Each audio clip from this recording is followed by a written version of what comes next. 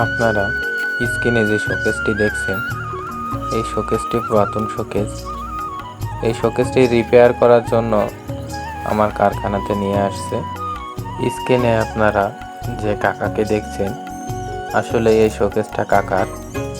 কাকা আমাকে বলল আমার বাড়ির শোকেসের পিছনের বোর্ড উইতে খেয়ে নিয়েছে, তো এটা কি রিপেয়ার করা সম্ভব হবে কিনা। আমি বললাম, কাকা জি অবশ্যই, আপনি শোকেসটা নিয়ে আসেন আমার কারখানায়। আঙ্কেল যথারীতিতে পরের দিন সকালে শোকেসটি আমার কারখানাতে নিয়ে আসলো। আমি শোকেসটি গ্লাস খুলে পরিষ্কার করে সুন্দর করে, এখন পিছনের বোর্ড গর্জনের 12 mm, আমি সেটা মাপ নিয়ে কাটিং দিচ্ছি। তারপর সেই শোকেসের সাথে আঙ্কেল তার বাড়ি থেকে আরও 2টা ড্রয়ার নিয়ে আসলো। ড্রয়ারের তলার বোর্ডও নষ্ট হয়ে গেছে। আমি সেই বোর্ডগুলো কেটে নিলাম। আর এই শোকেসের সাথে একটা ড্রয়ার ছিল, আমি যথারীতিতে সেই বোর্ডটাও মাপ নিয়ে কেটে নিলাম। আমার এই ছোট্ট শিল্প কারখানাটি গ্রামে হওয়ায় অনেক মানুষ এসে আমার কাজগুলো দেখে, তারা কাজকে ভালোবাসে, দেখতে তাদের ভালো লাগে।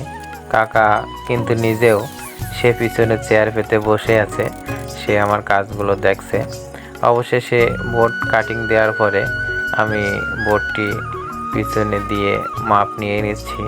মাপ দেওয়ার পর সেটা স্কেল দিয়ে বরাবর দাগ টেনে নিলাম। তারপরে আমি বোর্ডের পিছনে আঠা দিচ্ছি। আঠা দিলে আঠার সাথে পিছনের বোর্ডের সাথে একটা অনেক টান থাকে, এটা আর ছাড়ানোর ভয় থাকে না। অনেক সময় পেরেক নষ্ট হয়ে গেলেও আপনার কিন্তু আঠার সাথে বোর্ডের সাথে এর টানটা থেকে যায়। সব শেষে আমার আঠা দেওয়ার কাজ প্রায় শেষের পথে। আঠা দেওয়ার পরে আমি পিছনের বোর্ডটা তুলে দিলাম। দেওয়ার পরে সেটা সুন্দর করে সুতা দিয়ে আমি পিন মেরে দিয়ে দিলাম। যেহেতু এটা 12 মিলি বোর্ড, ওই কারণে সুতার পিন দিয়ে মারলে কোনো সমস্যা হবে না।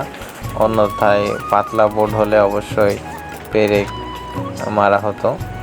আমরা আমাদের যশোরী ভাষায় আমরা পেরেক বলে থাকি, অন্যান্য জায়গায় তার কাটা, জেনারি, এই সমস্ত অনেক ভাষায় অনেক মানুষ বলে।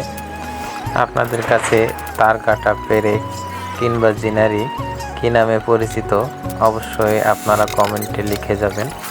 সবশেষে আমার পিছনের বোর্ড মারা শেষ। আমি এবার গ্লাস লাগানোর জন্য চ্যালেনের পরিবর্তে এখানে বোর্ডের চিপ কেটে লাগানো হয়েছে। আমিও পুনরায় নতুন একটি চিপ কেটে লাগিয়ে দিলাম। পুরাতন চিপটা নষ্ট হয়ে গেছে, সে কারণে আমি নতুন একটি চিপ কেটে লাগিয়ে দিয়েছি। এখন আমি এই শোকেসটির নিচে, ড্রয়ারের নিচে গ্লাসটি লাগিয়ে দিলাম। তারপরে ড্রয়ারটি লাগালাম।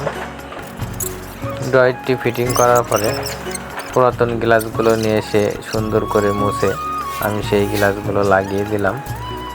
সবশেষে আয়না নিয়ে এসে আয়না লাগিয়ে দিলাম। আয়না লাগানোর পরে আমি এই জিনিসটা কেরোসিন তেল দিয়ে পরিষ্কার করব। আপনাদের কারোর বাসা বাড়ি যদি এই সমস্ত মাল থাকে, তো এর যদি কালার গেলে যদি নষ্ট হয়ে যায়, অবশ্যই আপনারা কেরোসিন দিয়ে সুন্দর করে পরিষ্কার করবেন, তাহলে জিনিসটা আবার নতুনের মতো চকচক করবে।